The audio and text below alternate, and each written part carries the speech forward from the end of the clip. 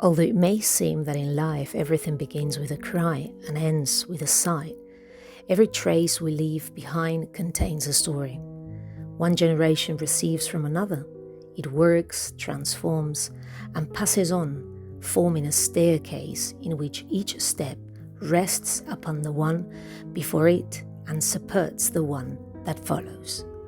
As I approach this week's Parashat Ki Tavo, I feel the need to pause and remember my great-grandparents, my grandparents, and of course, to think of my parents who, Baruch Hashem, are still walking alongside me. To all of them, thank you. Through their lives, their decisions, their efforts, and also their difficulties, they made it possible for me to be here today. We tend to think that our story begins with ourselves, but Bikkurim, the first fruits, teaches us exactly the opposite. The Torah describes a farmer who, after working the land with his own sweat and obtaining his first fruits, brings them to the temple. Yet when he stands before the priest, he does not speak about his own achievements. The Torah commands him to declare, Arami Oved Avi, my father was a wandering Aramean. Rashi explains that this declaration reconstructs the entire story of our salvation, from Jacob and Egypt to our arrival in the Promised Land. The Ramban takes this idea even further, explaining that a person does not contemplate only his or her own existence, but recognizes his self or herself as part of a much greater story. Before saying, this is what I have built, the Torah teaches us to say, look at everything upon which I have been able to build. Our sages teach that there are three partners in the creation of a person: the Holy One, blessed be He, the Father, and the Mother.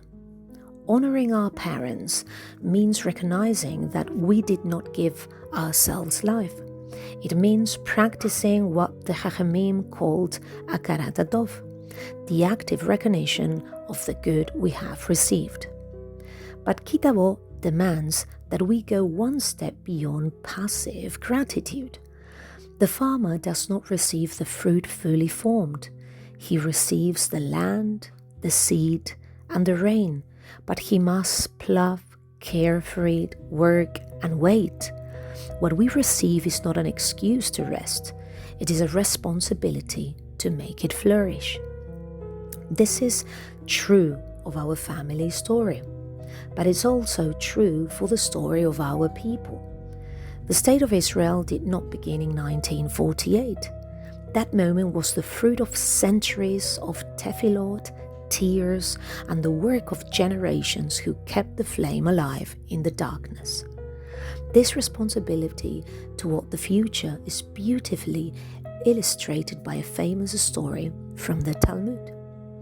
It is told that the sage Honi HaMe'agel was walking along a road when he saw an elderly man planting a carob tree. Honi stopped and asked him, "Do you know that this tree takes 70 years to bear fruit? Are you sure that you will live another 70 years to eat from it?"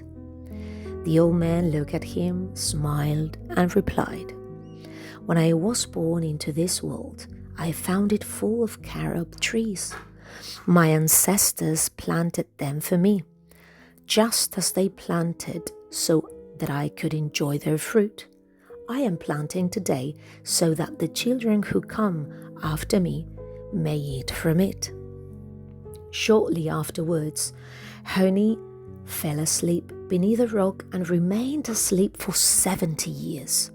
When he awoke, he saw a young man harvesting the fruit of that very same carob tree and discovered that he was the old man's grandson. That story leaves us with a double, almost heartbreaking lesson. On the one hand, the beauty of someone who plants for others. On the other hand, the danger of spending our lives sunk in sleep enjoying the shade of trees we did not plant ourselves. Our teachers teach us that true gratitude requires a genuine awakening. Just as in the morning it's not enough simply to open our eyes in bed, the body must shake off its sleep, stand up and begin to move. Bikkurim demands that we move our bodies. Gratitude is not an abstract idea that remains in the mind. It is carrying the basket on our own shoulders, setting out on the journey and working the land with our own hands. To give thanks is not simply to say thank you. It is to put our lives into action. The fruit of Bikkurim is not the end of the story. It is the promise of a new seed. One generation is the fruit of the previous one, but it's also the seed of the next. We are not only heirs, we are future ancestors. One day our children will look back and ask what we did with what was placed in our hands. And so I want to dedicate this parasha to my ancestors, to those I knew and to those I know through memory. By remembering them, I take upon myself the commitment to awaken today, to put my body into motion and to work to strengthen the step that it's my responsibility to build. May the Eternal grant us the humility to recognize what we have received, the strength to move forward and make it fruitful, and the wisdom to leave the coming generations a stronger path upon which they can continue to climb. Shabbat Shalom u'mevorach.